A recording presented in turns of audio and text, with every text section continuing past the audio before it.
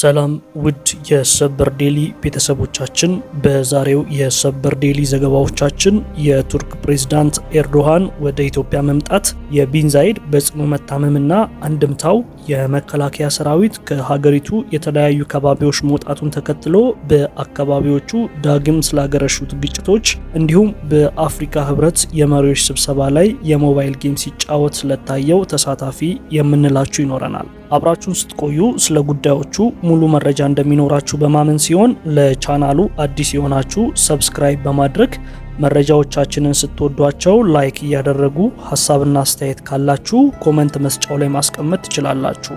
አብራችሁን እንድትቆዩ በአክብሮት እንጋብዛችኋለን።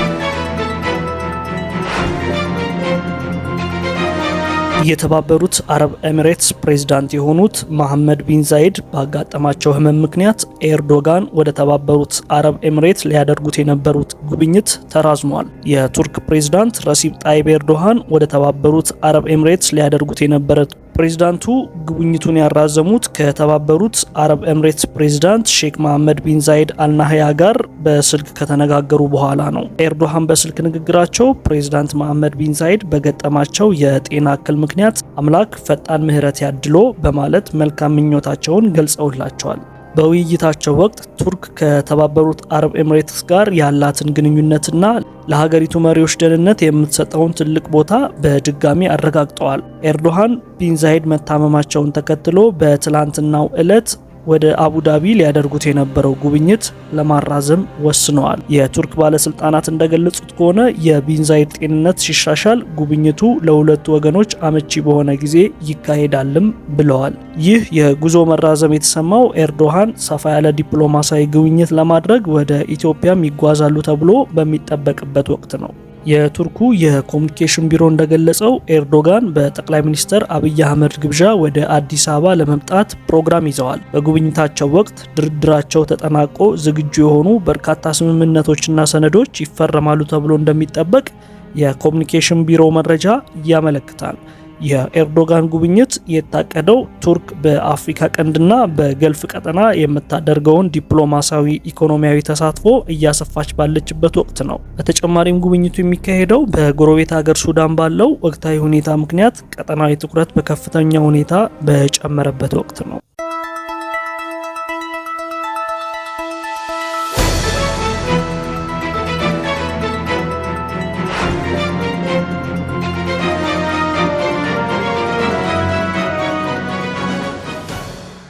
የቱርኩ ፕሬዝዳንት ረሲብ ጣይብ ኤርዶሃን በኢትዮጵያ የአንድ ቀን ይፋዊ የስራ ጉብኝት እንደሚያደርጉ ታውቋል። ይህ ጉብኝት የመጣው ፕሬዝዳንቱ ወደ ተባበሩት አረብ ኤሚሬትስ ሊያደርጉት የነበረው ጉዞ በድንገት መራዘሙን ተከትሎ መሆኑ ጉብኝቱ የያዘውን ስትራቴጂካዊ ፋይዳ ትኩረት የሚስብ አድርጎታል። ፕሬዝዳንት ኤርዶጋን ወደ አዲስ አበባ የሚያመሩት በጠቅላይ ሚኒስትር አብይ አህመድ ግብዣ መሆኑ የተገለጸ ሲሆን ውይይቱም በሁለቱ ሀገራት የሁለትዮሽ ግንኙነትና በቀጠናዊ ጉዳዮች ላይ እንደሚያተኩር ተመላክቷል። የቱርክ ኮሙኒኬሽን ዳይሬክተር ቡርሃቲን ዱራን እንደገለጹት በጉብኝቱ ወቅት በንግድ፣ በመከላከያና በመሰረተ ልማቶች ዘርፎች ድርድር የተጠናቀቀባቸው በርካታ ስምምነቶች ይፈረማሉ ተብሎ ይጠበቃልም ብለዋል። ይህ ጉብኝት በተለይም በመከላከያ ዘርፍ የሚፈረሙ ስምምነቶችን የያዘ መሆኑ ቱርክ በኢትዮጵያ የጸጥታ መዋቅር ውስጥ ያላትን ድርሻ ይበልጥ እንደሚያሳድገውም ይታመናል። ቱርክ ቀደም ሲል ለኢትዮጵያ የምታቀርባቸው ድሮኖች፣ ወታደራዊ ቁሳቁሶች በቀጠናው ያለውን የኃይል ሚዛን በመቀየር ረገድ ትልቅ ሚና እንደነበራቸው ይታወሳል። አሁንም በመከላከያ ዘርፍ አዳዲስ ስምምነቶችን ለመፈረም መታቀዱ ቱርክ በምስራቅ አፍሪካ ያላትን ወታደራዊ፣ ዲፕሎማሲያዊ ይበልጥ ለማስፋፋት መወሰኗን ያሳያል። በተጨማሪም ቱርክ በሶማሊያና በኢትዮጵያ መካከል ባለው ውጥረት ውስጥ የሽምግልና ሚና ለመጫወት ጥረት ስታደርግ መቆየቷ ይታወሳል። የኤርዶጋን የአሁኑ ጉብኝት ይህንን ቀጠናዊ ውጥረት በማርገብ ረገድ ወይም የቱርክን የሽምግልና ተቀባይነት ለማሳደግ የሚደረግ ስልታዊ እንቅስቃሴ ሊሆን እንደሚችል ይገመታል። የኤርዶጋን ጉብኝት ከኢኮኖሚያዊ ትስስር ባለፈ ቱርክ በአፍሪካ ቀንድ ያላትን ጂኦፖለቲካዊ ፍላጎት ለማስጠበቅ የምታደርገውን ጥረት አካል ተደርጎ ሊወሰድ ይችላል። በአመራሮቹ መካከል የሚደረገው ውይይትና የሚፈርሙ ስምምነቶች በሚቀጥሉት ዓመታት የሁለቱ ሀገራትን ግንኙነት ይበልጥ የሚወስኑ ይሆናል። በአመራሮቹ መካከል የሚደረገው ውይይትና የሚፈርሙ ስምምነቶች በሚቀጥሉት ዓመታት የሁለቱን ሀገራት ግንኙነት አቅጣጫ የሚወስኑ ይሆናል።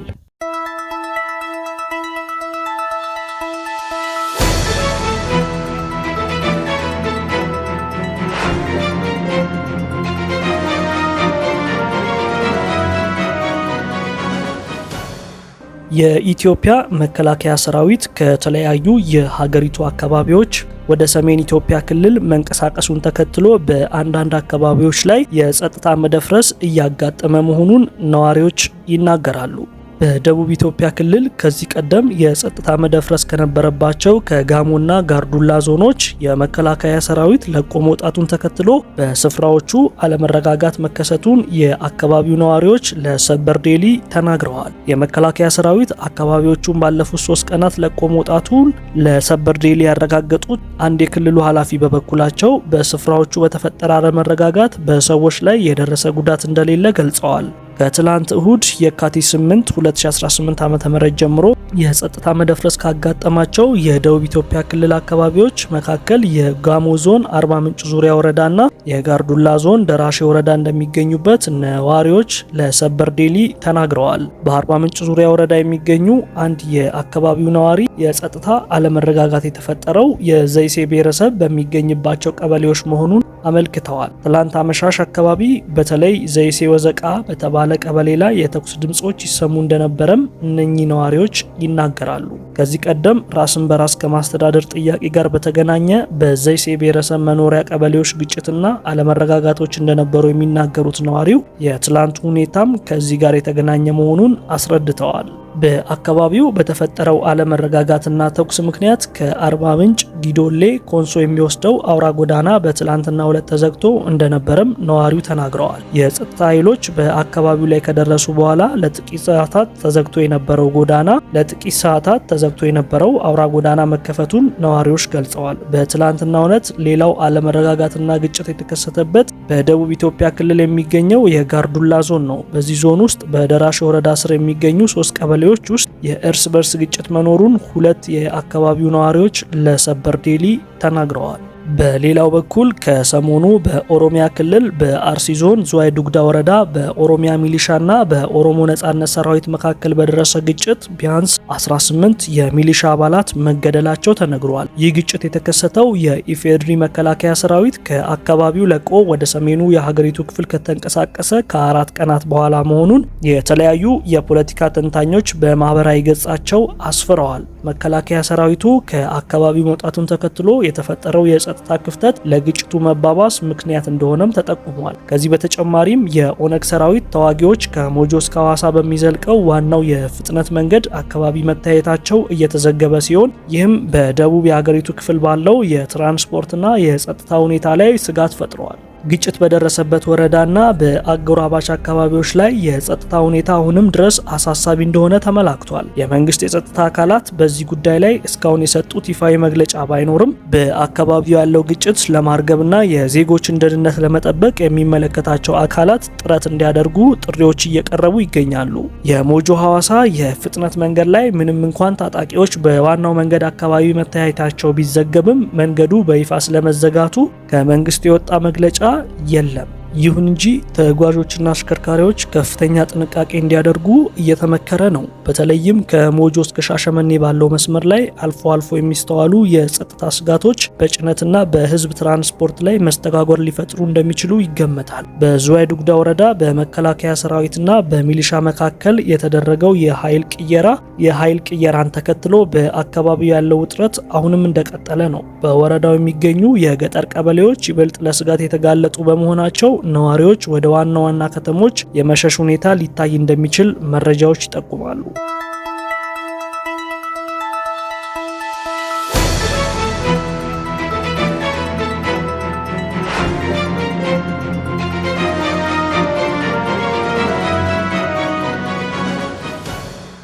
ከሰሞኑ በአዲስ አበባ በተካሄደው የአፍሪካ ህብረት ስብሰባ ላይ የታየው አንድ ምስል ብዙዎችን አስቆጥቷል። ለአንዳንዶች ደግሞ የአህጉሪቱን የወደፊት እጣ ፋንታ የሚያሳይ መርዶ ሆኖባቸዋል። በአህጉሪቱ ወሳኝ የሆኑ የጸጥታ፣ የኢኮኖሚ፣ የፖለቲካ ጉዳዮች ላይ በሚመክሩበት አዳራሽ ውስጥ አንድ ተወካይ በስልኩ ጌም ሲጫወት መታየቱ የግለሰቡን የስነ ምግባር ጉድለት ብቻ ሳይሆን የህብረቱን አጠቃላይ መዳከም ቁልጭ አድርጎ የሚያሳይ ነው ተብለዋል።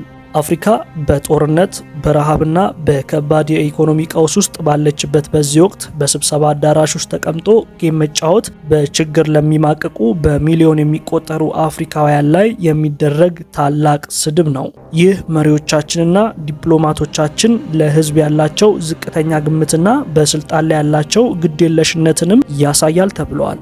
የአፍሪካ ህብረት ስብሰባዎች ከቅርብ ጊዜ ወዲህ በውሳኔ ሰጪነታቸው ሳይሆን በፎቶግራፍ ድምቀትና በተለመዱ የአድናቆት ንግግሮች ብቻ እየታወቁ መጥተዋል። ተሳታፊዎች በስብሰባው ላይ ንቁ ተሳትፎ ከማድረግ ይልቅ በስልካቸው መዝናኛ መፈለጋቸው ህብረቱ ውስጥ የሚነሱ አጀንዳዎች አሰልቺ፣ የተደጋገሙና ተስፋ የማይሰጡ መሆናቸውን ያመለክታል። ተቋሙ አለ ወይስ የለም የሚያሰኝ ጥያቄም ያስነሳል።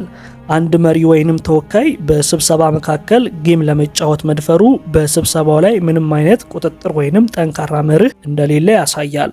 አህጉሪቱ በታሪክ ታይቶ በማይታወቅ የአመራር ክፍተት ውስጥ መውደቋና የአፍሪካን ችግሮች በአፍሪካውያን የመፍታት አፍሪካን ሶሉሽን ቱ አፍሪካን ፕሮብለምስ መሪ ቃል በተግባር ሳይሆን በወረቀት ላይ ብቻ መቅረቱን ያረጋግጣል። ይህ ምስል የአንድ ሰው ስህተት ብቻ ሳይሆን የጠቅላላው የአፍሪካ ፖለቲካዊ ውድቀት ምልክት ነው። መሪዎች ከአህጉሪቱ ይልቅ የግል ደስታቸውና ምቾታቸውን የሚያስቀድሙ ከሆነ የአፍሪካ ህብረት ለውጥ የማያመጣ የመሪዎች ክበብ ሆኖ ይቀጥላል።